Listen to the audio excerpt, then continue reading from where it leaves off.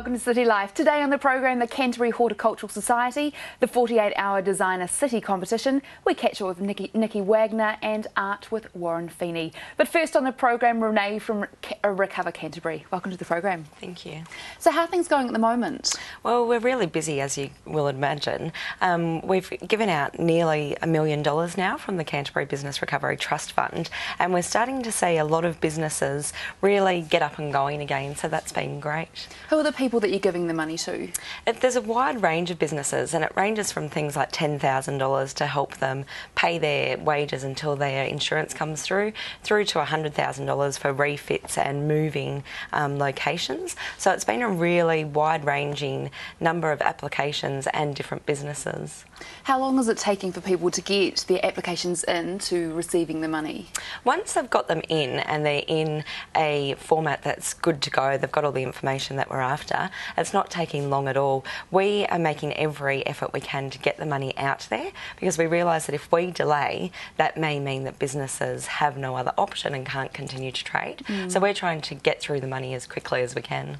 So what's the biggest focus for Recover Canterbury at the moment?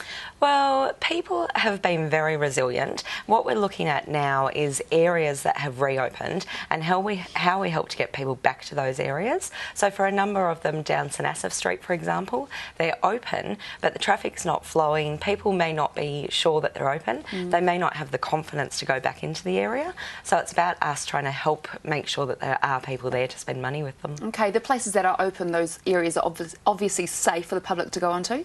Yes, they wouldn't be allowed to go in there if they weren't, but I think for people, if they haven't been in, the first time can be quite daunting. So, I mean, it's just a matter of getting out there and having a look around. Any buildings that aren't safe are obviously fenced off, so people aren't going to be put in harm's way unnecessarily. Okay, let's look at your latest campaign. So we launched the Love Christchurch campaign last Friday, and that's been a really exciting campaign to be part of. We've got 5 billboards up around town at the moment. So there's a Don Elder one that's on Whiteley Ave. There's a Tom Thompson one, Tom's the CEO of Elastomer Products. So he works in Bromley, and we've got one over there to instill confidence in that area.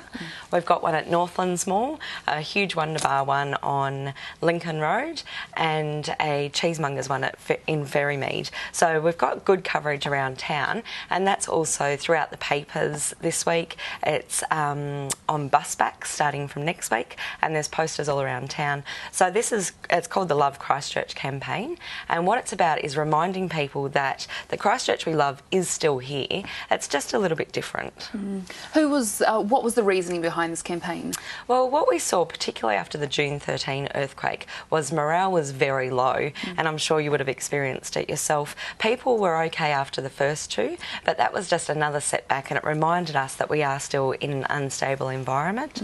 I think coming into winter, it's a little bit harder as well. So it was just reminding people that, yes, a lot of things are different, but there's still so many things to love, and there's still the businesses that have made us who we are, the fabric of Christchurch. So people like the cheesemongers, the Wonder Bar. The Wonder Bar have been amazing, for example. They've been hit all 3 times by the earthquakes, so I gave them the option of whether they still wanted to be involved or not, and definitely their quote was that they're down but definitely not out. They love Christchurch, they love Littleton, and they want to stay here. Let's look at some of the reasons why we should love our city. Oh, there's so many, and I think for everyone it's different. So for me, it's Hagley Park, and Hagley Park is still there, and it's not just somewhere to run around, it's the heart of the city. But that's my own personal view. For you it will be something else, for a lot of individuals it will be other things, and I think we need to remember that even if 1 or 2, I love the city, yes, that's not there, but there's still other great things that are, and I think we're seeing more businesses come back to life. Flying Burrito Brothers is opening up at Northlands, so we're starting to get some sense of normality back. There's bars that are opening up in Addington, and parts of the city that weren't go-to destinations before have become that. So I think businesses are just moving rather than not existing. Let's look at the people that you've chosen for this campaign. Why did you choose them? So what we looked at were business leaders and community leaders. So we've got people like Don Elder from Solid Energy. We've got Sam Johnson, who was the organiser of the Student Volunteer Army, and I think he represents hope and the future. We've got businesses like the Wonder Bar, the cheesemongers, Who else have we got involved? We've got Tom Thompson, we've got Tane Norton. Now, Tane's a former All Black, but he also owns a number of Spates ale houses and bars in town. So for him, a number of his properties have been damaged and are not able to trade, but then other ones are, and they're really booming. So again, it's just been that real movement in trade. Is there more to this campaign? Is there more to look forward to? Definitely. So what we're hoping for is that private sector will get behind this, and I've presented it to the Canterbury business leaders in the past. They were very excited about it, very supportive. So we're hoping now some of them will come to the party with some cash so that we can continue it on for longer and keep people's morale up. I know it's only been on since Friday, but what's the feedback been so far? It's been fantastic, and I mean, there was a stream on Stuff on the weekend. There was an article on page 2 on Saturday, and people following it on Stuff. And what that did for me was made me see that it is the right time for this kind of campaign, and it's hit the right chord. So comments were things like, brilliant, exactly what we need, great timing, we need to remember what we love. I think for some people there's always going to be those that say, well, actually, there's not anything to love. I think if we look deep enough, there definitely is, and it's not hard to find it. So we can keep an eye out for these billboards, but can we look online as well? Yeah, sure. If you look online, you can Google Love Christchurch, and you'll see an example of the campaign. Great. Renee, thanks for coming on the program. No problem. Thank you.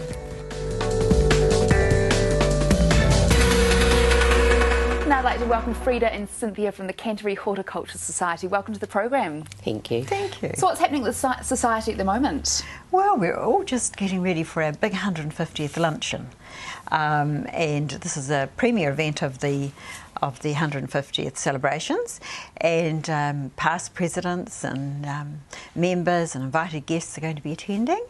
So it'll be a wonderful time to have a catch up with everybody. Indeed. Yes. So, Cynthia, what's your role there?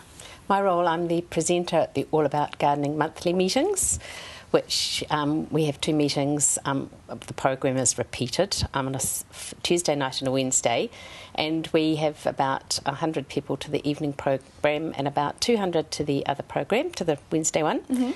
And we have 2 different speakers, and we try to get people who are really current and who are, you know, people, the general public and our members will find interesting. This coming Tuesday, tomorrow, and Wednesday, we've got Lois Kroon from the Chatham Islands, so we're pretty happy to have her. She's an artist and a gardener and a conservationist and a farmer and a great personality. Great. And Freda, what are the types of things that you're going to be doing for the 150 years? I mean, 150 years, it's a long time, isn't it? It's a long time. Yeah.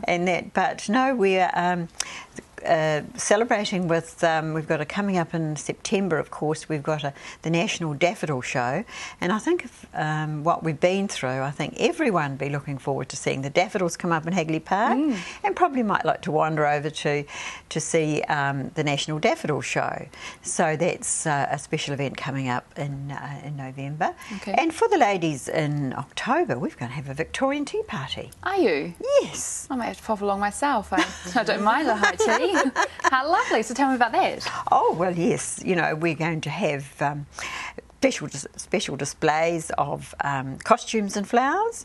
We're going to have Victorian posy competition. Bring out your old teapots. And main speaker, of course, is just going to reminisce and take us a little bit back in times gone by.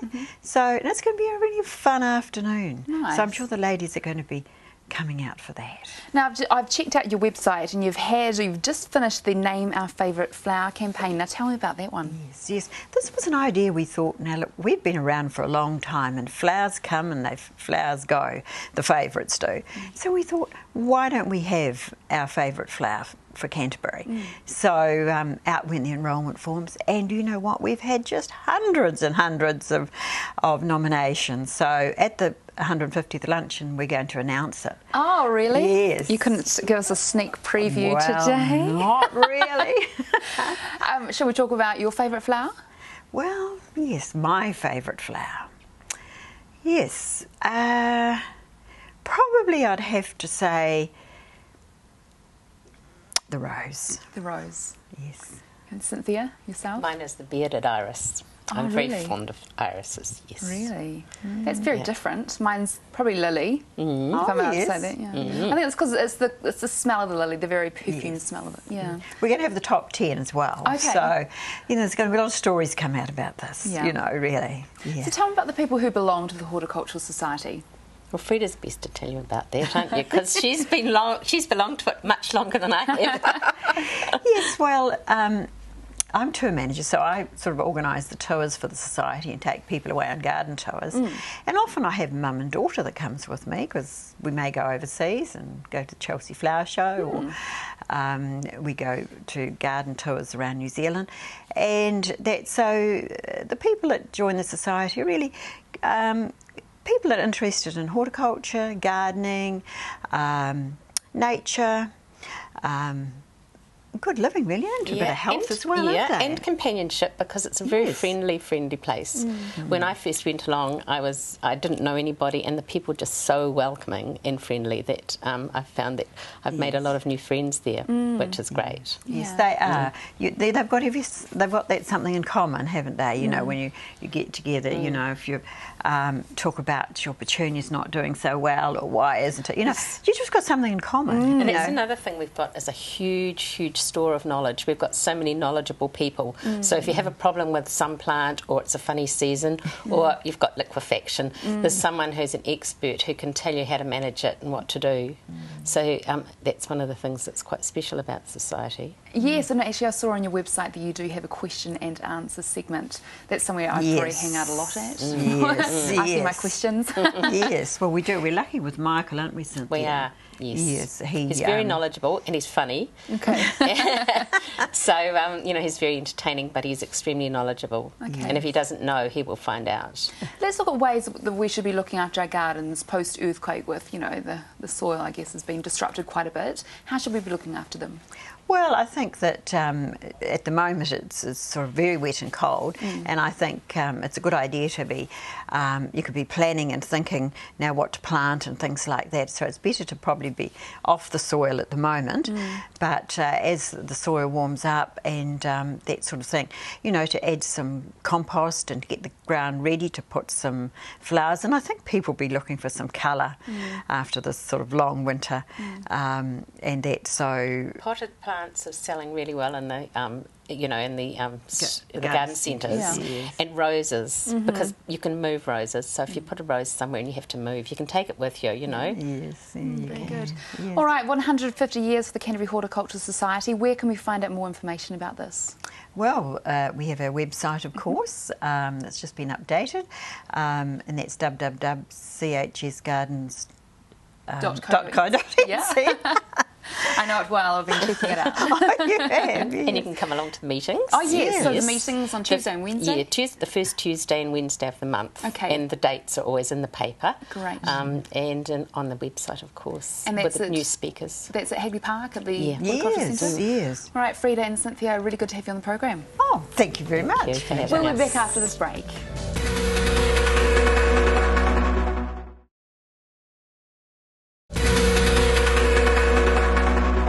You're back with City Life, and I'd like to welcome to the program Brent from Harmon's to chat about asset protection and estate planning. Welcome to the program. Thank you. Now, have the earthquakes made people focus more on estate planning and asset protection measures? Well, I think it's something that people should be focusing on, as a matter of course anyway, but for business people particularly, I think the answer would have to be yes, because there will be a lot of people out there, myself included, who are self-employed, and have given guarantees on things like leases and guarantees to trade creditors.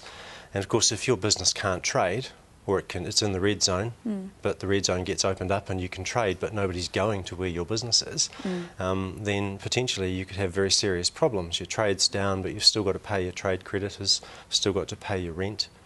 And so I think, family trusts, particularly in asset protection and estate planning in the wider sense, are very topical post-earthquake Christchurch. It's probably a good idea to just find out exactly what they are. Yeah, look, it's indeed, and it's always been, as I say, very topical, and there are some changes coming up as well in the next few months which are going to have a significant effect for everyone who either has a family trust or is thinking of having one, and in particular seniors as well. Okay, so what are the upcoming changes for the gift duty regime? Well, the government have signalled an intention to change the gift duty regime from the 1st of October this year. It doesn't require much. It requires a tweak to an Act of Parliament called the Tax Administration Act, and what they're going to do is they're going to abolish gift duty, largely because they did a study and worked out that they weren't actually getting much by way of revenue out of gift duty. At the moment, an individual person can gift $27,000 a year, and so for a couple, $54,000, and they're going to change that from 1 October so that we can gift everything in one hit. There are some catches to that. We have to sell assets to family trusts for market value, so you can't sell an asset which is worth $300,000 for $100,000, and that will still be the case. You have to sell for fair consideration. Okay, so how will those changes affect those with family trusts? Well, for the people that have got family trusts already, and in some cases with significant properties with millions of dollars worth of debt owed back to them by their trust, they'll be able to do one gift on the 1st of October which will extinguish all of the debt which is owed to them, and therefore the asset will have been transferred entirely into the trust. For some purposes, such as creditor protection and if one is going into bankruptcy or for senior care, there are still some other rules that people need to be very cognizant of around that. Okay, so what are some of those rules? Well, particularly for seniors, Kaneta, anyone who is going into care over the age of 65, care in New Zealand is asset and income tested. And at the moment, there's a difference of the way gifting is treated between the Tax Administration Act by the IRD and the way that gifting is treated by the Ministry of Social Development, by Work and Income, under the Social Security Act. Now, what I mean by that is, at the moment, and these are also changing, I think, from the 1st of July, if one is applying for a subsidy, the Work and Income allow you a gift of $5,500 a year for each of the 5 years leading up to your application for a subsidy. Now that's just changing to $6,000. So obviously there's a discrepancy there between what they are applying by way of gifting allowable limits, now $6,000 a year, and what the IRD have been doing of $27,000 a year. So for seniors who are going into care, from now on, from the 1st of October, Work and Income are going to say that in the 5 years preceding your application for a subsidy, you will be allowed to have made a gift of $6,000, and for every year before that, $27,000. So effectively there's no change to that legislation, but seniors still need to be very aware that if they're looking at family trusts, that timing is everything, and it needs to be done in a timely fashion. And in that regard, nothing much really changes. Okay. What are the differences between the treatment of gifting under the Tax Administration Act and the Social Security Act 1964, and the way the Ministry of Social Development treat gifting for those applying for subsidies? Yep, well, very much, as I was just sort of starting to explain, because they are treated differently, those two tax treatments. There's $27,000 at the moment that one is allowed to gift in terms of a gift to an individual or a trust, but with the Ministry of Social Development saying that they'll allow a gift of $6,000. Clearly, if you've gifted more than that and you haven't done it in a timely fashion, so you transfer a property to a trust now and you gift. Or you have been gifting, and then you go into care, one of the questions on the form is what gifts, if any, have you made in the last 5 years? And if you say, well, I've gifted $27,000 a year each of those last 5 years to my trust, effectively they're able to claw those back, so as though they never happened, subject, as I said, to the limit of $6,000 that they do allow you. So, as I say, that's why timing is really important, as well as obviously your intention, because there are very strong anti-avoidance provisions under the Social Security Act. You can't intentionally, in other words, set about depriving yourself of an asset which might otherwise have been available to pay for your care. Okay. Now I believe that Harmon's has a seminar coming up on this very subject. Yes, well, because it's very topical, we're running a seminar on the 13th, which I think is Wednesday week, at the George at 7:30, and any CTV viewers watching this are welcome to give Jenny a call at Harmon's in Papanui on 352293. So Harmon's in Papanui to get our tickets for the 13th of July. Thank you very much. Brent, thank you for coming on the programme. Pleasure, thank you. After the break, National MP Nicky Wagner.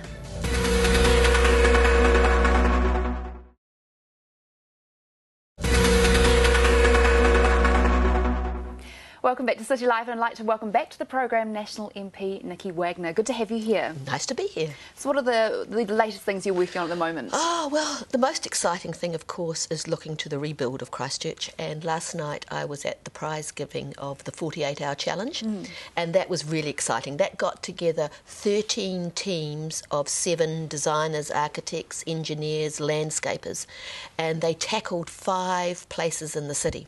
And the ones that I was particularly interested in with the really innovative answers was Cathedral Square, which of course we've redeveloped dozens of times, and the Christchurch Hospital, Christchurch Women's Hospital area in Durham Street. And then they also did the Orion site near Centennial Pool. So there was some really innovative new ideas and fresh thinking, and I really appreciated the amount of time and effort they put in. A real buzz though, 48 hours, some of them hadn't slept, it was great. What was the importance of this type of competition for the city? Well, I think it just focuses on innovation, fresh thinking, and also the opportunities. You know, we've had these sites here and none of them are really working particularly well, so suddenly we've got an option to do something new, brighter, better, safer, all those good things. And the supreme winner was NZ Wood, and I thought that was really appropriate because we're talking about building in wood so much now, and people sort of appreciate the fact that it rocks and rolls with our earthquakes rather than falls down like bricks. Yeah, it sure does. Okay, so the opening of Avonside Trust House, tell me about that. Yes, now the Avonside Trust House, there by the Trinity Church in Avonside Drive, they for a long time have had supported community housing, particularly for men, and they had a hostel, and these men had living areas downstairs and slept upstairs. But over the years these people have got older and having to go upstairs has been pretty tough, and so they built these new housing units, and there's 7 of them, and they're just lovely, and they're along the sides of the banks of the river. They're still supported housing, they have somebody on site there, but they're new, they're fresh, they give another option for independent living, and not at the best possible time because the hostel was actually fell down during the earthquake and the church very badly damaged. So they've been working on the project for a couple of years anyway, but it was perfect timing. Awesome. Okay, Minister of Health visited on Friday. How was that visit? Yeah, really interesting. I went with him and visited a place called ComCare, which works in mental health, and the message that I got from them was that the earthquake has allowed them to be more innovative in their thinking. Instead of saying, what can't we do? They say, well, you know, this has happened, we've lost some of our buildings, how can we make this work? And they sort of rejigged everything that they did under the earthquake, and some of those things have been incredibly successful and they never would have thought about them before. And I think it really illustrates what's happening in our community. We're thinking about different ways of doing things. It was forced upon us. You know, nobody likes change if you've got to think it up, but when it's forced upon you and you can see the benefits of it, then you get some real change, and I think that's got to be part of our thinking going forward. Okay, now tell me about the Bird's Eye View Women's Meeting. That was so exciting. One of the things I'd been noting is that there's so many fantastic women doing really good stuff in our city, and particularly over the earthquake time. But all we seem to see on the front pages of the papers is men in suits. So I thought, OK, there's a lot of women who are doing great work, let's profile them. And last Thursday I had a group of women, and I had 3 there. I had Di Lucas, who's a landscape architect, and she talked about the natural landscape of Christchurch, the wetlands and the forests, and what we should do to work with that going forward. I had Sasha McMeekin from Ngaitahu, and she talked about the fact we're all considering rebuilding the buildings in Christchurch, but what about the community structures that underpin those buildings, that people-friendly stuff that we talk about, but do we think deeply enough about? And finally, we had Jane Parfitt from the City Council, who looks after all the infrastructure, and explained to us the challenges that her people have done with the infrastructure and repairing in the past, getting through, limping through basically, and what we've got to do for the future. So it was really inspiring, fabulous women there, and I'm going to continue it on because we've got hundreds of women that we need to profile. Yeah, it's true. Now, what's the importance behind something like this kind of seminar?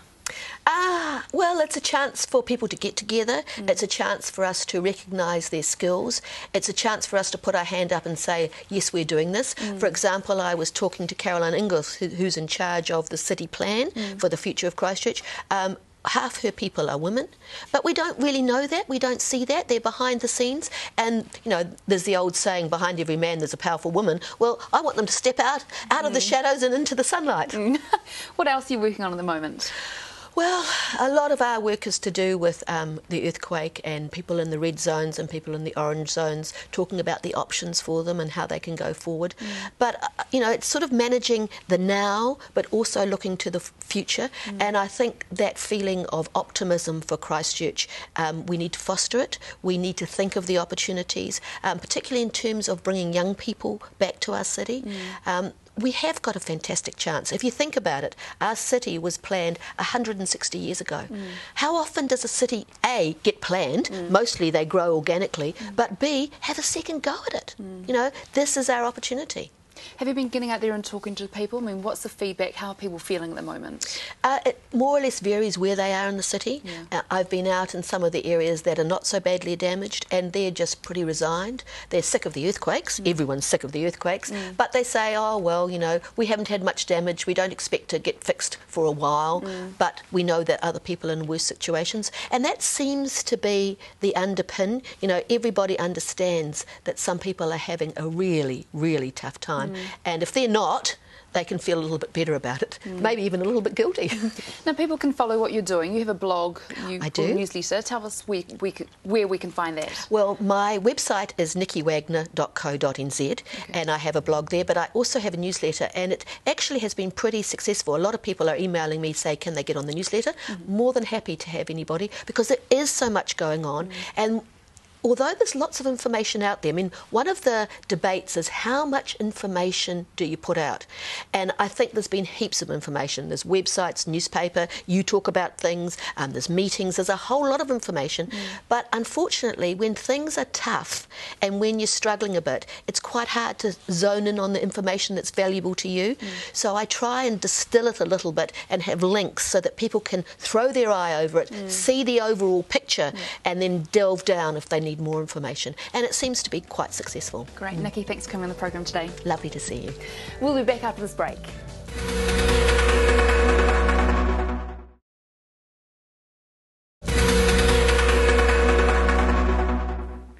Welcome back, and I'd like to welcome to the program Karen from the Familial Trust. Hi. Hi. Now tell me about the trust. Well, the Familial Trust is a not-for-profit organisation here in Christchurch. We've been going 10 years in November, and I started it myself, so I'm very proud of the work we do. We work with anyone whose lives affected by somebody else's addiction, so it ranges. We don't just sort of stick to alcohol and drugs, we go right through from internet porn to Xboxes, food, work, any obsessive behaviour that the person is being affected by. Why did you start this trust? A lot of it is my own story. I've got a long history of living with addicts and being married to addicts, and have a 32-year-old son who went through treatment when he was 18. So it was really my own journey. I would present at alcohol and drug agencies trying to get help for them, and be told that there was nothing that they could do for them nothing I could do for them until they were ready to get help. Okay. So, you know, sort of that journey, I realised that there was things that they could have done for me in the meantime. So yeah, it was just sort of started from there, really. So tell me about the services that you offer. We've got a variety of services. Some people might just turn up and want some information, right through to an outpatient treatment program for family members. We have one-on-one counselling and groups, and we have a children's group, which we're very proud of. That's been going for 2 years. And a bookshop. We took over the bookshop from Queen Mary Hospital when that closed, so we've got the bookshop, which has an intensive sort of array of books on different addictions that people can come in and buy. Okay, so whereabouts are you based? Number 6 Wilson's Road in St Martin's. Okay, right. And so it's a place that people can drop in. There's a drop-in centre? Yep, people can just come in and refer themselves, so people can just ring up and make an appointment anytime. So do you have funding? We've got 3 small DHB contracts, and the rest we're continually fundraising. My husband came on board when we first started, so he sort of does most of the fundraising for us. So this is a place where people have to pay? We've got a sliding scale of $65 down to nothing, and our main value is that no one gets turned away for financial reasons. Okay, let's look at the things that you do with clients. Well, a lot of the stuff, people might come in and they're just wanting some validation about, you know, they've already made up their mind that they want to set boundaries. So they're just wanting really some backup that they're doing the right thing, right through to, you know, people come in for treatment. Okay. And post-earthquake, what are the changes that you've seen in people? I mean, it's definitely got busier, and the trauma, particularly for the children, is a lot more.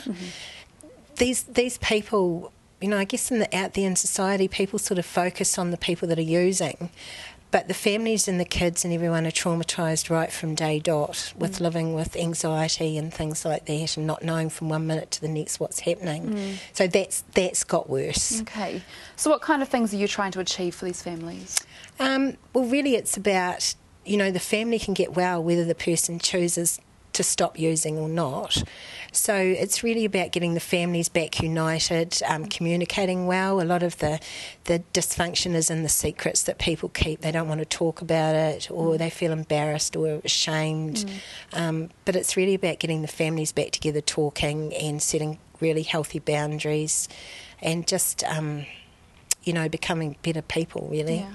So is this something that you do full-time? Yes, it is. Wow. So and the funding for you, where does that come from? Is that through support from DHB? Yeah, most of it. Okay. And let's look at your background. Are you a counsellor or...? Yes, I have a bachelor's in alcohol and drug studies. Wow. That was originally through Central Institute of Technology and then Welltech. Okay.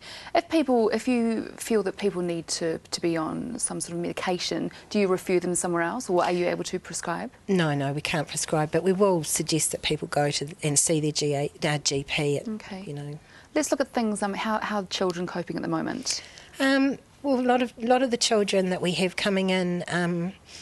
You know, it brings up a whole lot of memories. So even though the earthquakes are still happening, there's memories of arguments and that sort of stuff that have been, you know, re-traumatised, I guess.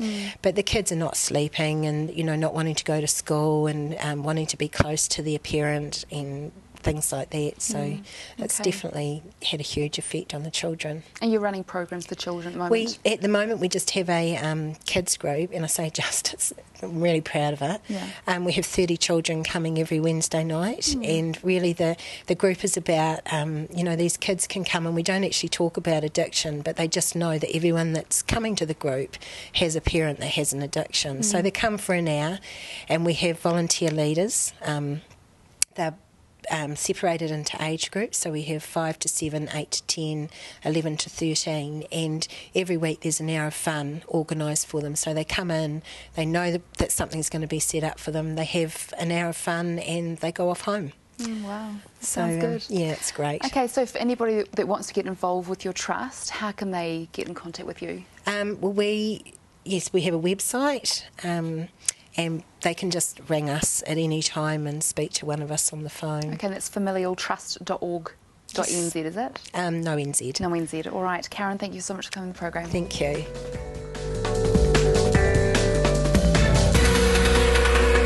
Now, over the weekend, there was a 48-hour design challenge for our city. Neil, how did it go? It was fantastic. There was 15 teams frantically working.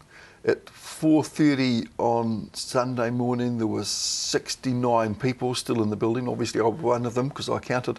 4:30 on Sunday morning? Yeah. So there was a huge crowd of people stayed up right through, gosh. including me. So I did the all-nighter. I haven't done an all-nighter for years. Did an all-nighter on Saturday through Sunday night. My whole team did an all-nighter. It was great. So the people were really going hard, produced some really exciting, innovative designs, which hopefully will be able to be contributed to the city and do something good with. Let's look at your input over the weekend. I know you had various roles to do. What were you up to? Okay, so first of all, I was in a team. So I pulled together a team of people from Lincoln University, of my students and staff, and so that was great. So organising that. I also was involved with hosting the event at Lincoln. So it was hosted in the School of Landscape Architecture. So I sort of put my hand up and said, yes, if you can't find a venue, come to us. We'd be happy to host you, and we did. And so I had to help organise that because, of course, we had to rejig all our teaching space and everything to accommodate that. But that all worked really well. That was great. And then I was also involved, because I'm involved with the Institute of Landscape Architects here, helping other members who wanted to get onto teams, sort of saying, okay, there's one over there who's looking for a team, or teams were ringing me up saying, have you got a landscape architect? And I was saying, yeah, contact that person. And wow. so that was all good. It was great. Were there more people involved than you thought there might be? No, I was expecting it to be really popular. I was expecting to, in fact, in some ways, I thought there'd be demand for more spaces than there actually was in the end. But there was plenty of people there. I mean, it was a real success. Let's look at some of the ideas that came out of it. Okay, so the idea is that, well, it's easiest for me to talk about my site because it was so focused. So our site was that little tiny press warehouse on Gloucester Street. Okay, yes, I know, yep. Directly over the road from New Regent Street. And so we got the brief and it was 800 square metres and we went, oh my God, that's so tiny. Yeah. And then we kind of realised what it was. And really that site, it's not, the site's important, but what's important about the site is that that site links New Regent Street, it links the river, it links the square, it shows all those little lanes up there that are kind of a bit dowdy, but with a bit of work could become something quite amazing. And so the ideas that we were looking at there were linking up the Avon River with New Regent Street, with the square, with that little site, which, and because of the Theatre Royal is still up there, and we've got a lot of hotels in behind, and they must be really, when they open, the people are going to be really bored because there's nothing to do. And all those office blocks along Armour Street, there's going to be a lot of people. So we're also interested in the idea of an entertainment district. So we actually proposed for our site another cinema, a boutique cinema, little entertainment space where you can go and do performances and things, bar and cafe, and with apartments on the top. So that there's a lot of stuff that's proposed in terms of use, and then a lot of ecological benefit that we're looking to put in. Green linkage in behind the cathedral, running as a wide strip, taking water and cleaning it before it goes into the Avon, tram systems, and we wanted to put the trams, they would go over where the tram track would be. We imagined it would run over a kind of a native turf lawn, just about 3 metres wide, and you'd have running through that bulbs. And so we worked out a whole schedule of different sorts of bulbs that would basically flower from late June till early October. So we have different species of bulbs flowering, and really that garden city thing could really be expanded out, making Christchurch a sustainable but much more enjoyable and livable kind of place. Yeah. So was there a winner at the end of the day? Yeah. So there were. I'll start with us. there were each site had a winner, and I'm delighted to say that our team was the winner for our site, which we were obviously very pleased about. And there was an overall winner, so they then took we won our heat, as it were. And then the overall winner was a team called, I think it's called Wood, or New Zealand Wood. Yes, that's right. Which was led by someone, or pulled together by someone out of Nelson, who's actually into wood, but had a couple of landscape architects, Di Lucas and Jackie Bowering, and Jasper van der Lingen, who's an architect, and another couple of architects on their team. Cool. So where can we find out more about these designs? The City Council have actually got them, but and they're saying that they're going to make them public and that there's going to be a display, and I certainly hope that they do. Yeah, me too. And I hope they put this stuff on the web, because it ought to. There's some really good ideas there that are worth looking at. Now, you have some involvement with greening the rubble. Tell me about that. Oh, yes. So I was involved with setting that up and helping to get design work done and helping to build things. And so we've been involved in that. Most recently, the site that we finished has been on the old ASCO site, Victoria Green, and that was a really lovely little temporary landscape. It's still there, but I understand that the owner is hoping to build reasonably soon. But that's fine, because the whole thing's set up so we can pick it up, roll it up, and then take it to the next site. And there are other sites we're already starting to do design works for around the city, and other sites being built. There's a site out in Sumner that's being built at the moment through a community initiative. Great. So we can find out more about that online, can't we? Greening Rubble? Yes. Is it Greening the Rubble, greeningrubble.co.nz? Lord. I think there's a Facebook page for it as well. Google. Just Google it. Just Google it. You can't go wrong. Google will look after you.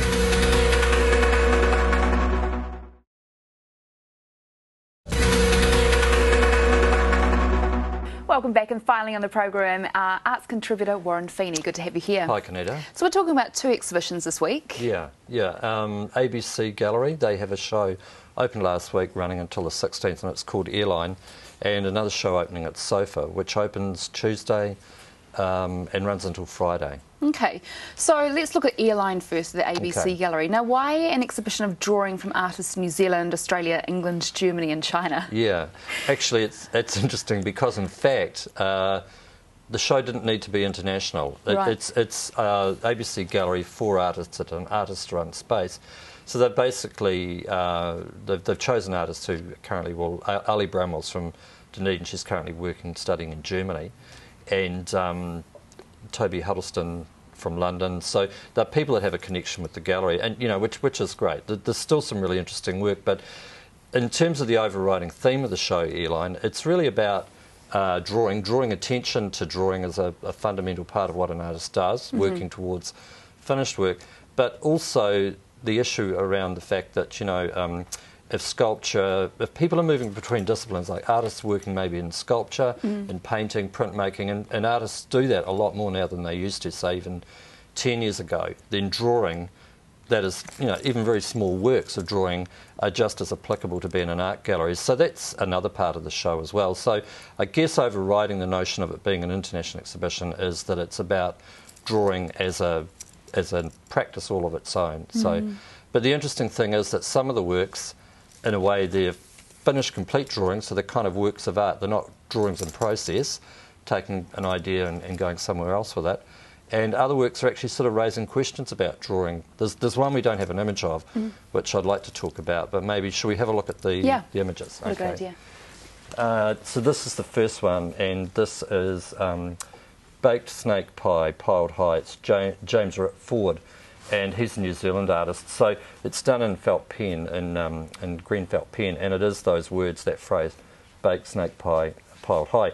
And I like this. It's kind of like a concrete poem in a way, the meandering form and shape of it, and kind of sort of Celtic looking as well. Quite a beautiful work. And this is a drawing that's complete. It's not as if he's done this as a study for something else. So I guess that, in a way, that's one of the stronger parts of the show, the notion that it summarises the way in which a drawing can be complete or finished work in itself. And now the next image is Ali Bramwell, and she's currently in Germany. So now this work is not actually a drawing, it's actually, it's a print, but there would have been a drawing for the print, and this is actually kind of like a Xerox of the print. So if you like, I kind of read this as being a work that denies everything that it says that it is. So, because it, so that's sort of one of the issues that comes up in the show. That if we have a look at the next work, this is called Pulse, and this is by a Chinese artist. This is by Xu Jungbang, and I think this is a really beautiful drawing in terms of just line and pen and ink, where he's managed to model and form and shape the mass and volume of the hills really beautifully. And he was the supervisor for one of the people at ABC, Zonha Chen, who is one of the people involved in running the gallery. Now, there's a work next to this, which is a work, and it's a drawing of a parrot, and it's got all the names of the colours to use for the finished work. And it's a conceptual work, and it's a work that kind of stops you in your tracks, because when you look at it, there's nowhere else you can go with it. It says underneath it, so it's a parrot, and you've got instructions on how to paint it in colour, and then it says underneath, teach your parrot to say repetition. So, there's that thing of a parrot, which they always repeat the same phrases, and here you're teaching the parrot to say this thing.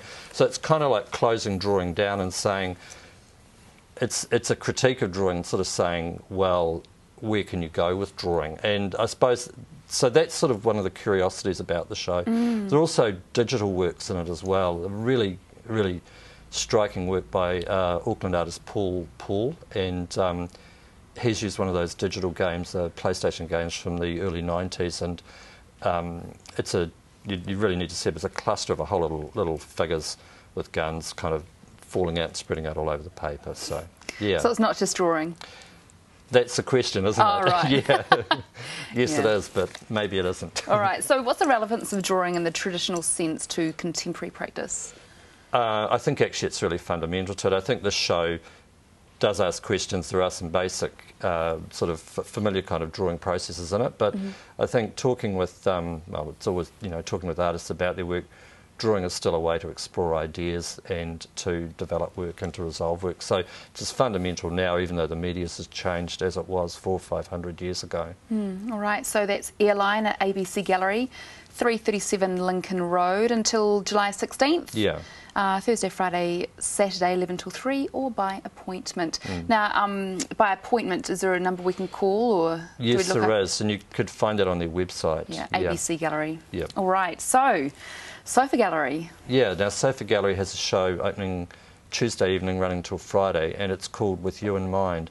And it's 3 postgrad artists, and it's based on the notion of domestic objects, familiar things around the home, putting those into the art gallery, and as soon as they're in that environment, then those works become something else. They're looked at differently. They're no longer considered sort of the familiar objects that they may have been in the home. So, okay. Yeah, so we've got an image, and it's not a work that's in the show, but maybe if we have a look at that, give you a sense of it. Oh. So it's a kind of a chocolate cake, and so this isn't in the show, but it's by one of the artists. The artists are there's Adrian Millwood, Elisa. Sorry, I'll just have to grab her name.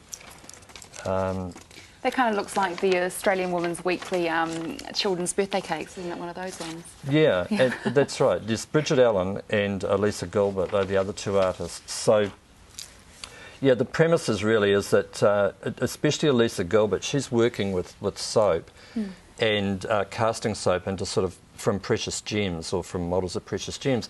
So the notion is that, and she's been selling them in craft markets and also selling them online.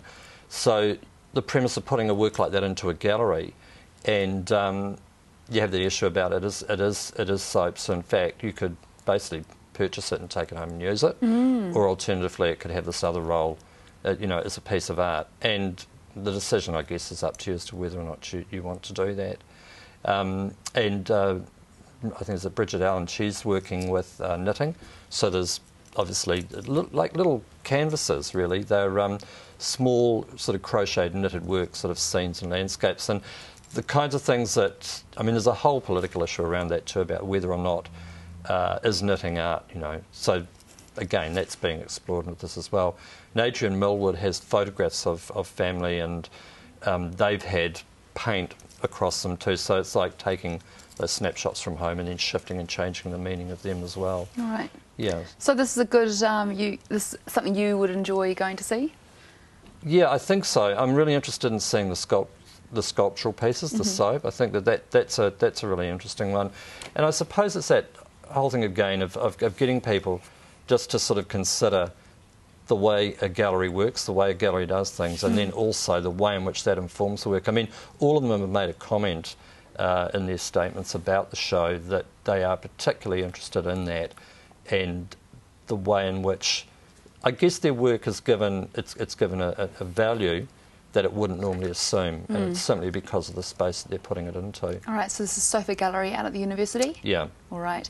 Now, tell me about your studios and galleries that we spoke about last week. Yeah. Any luck there? How's that going? Well, it's going really well. We have a date opening for the 19th of July. Great. And we have 14 artists confirmed for the opening show. So that's Christchurch artists, basically all working professionally, and it ranges from, in fact, from very recent graduates right through to senior artists, Philip Trustram, Denise Copeland. So that show's pretty well set up. Okay. This week the gallery's being painted. Okay. And next week just the final touches and hanging the shows. So everything's on track. Excellent. Yeah. So no more room for anybody else?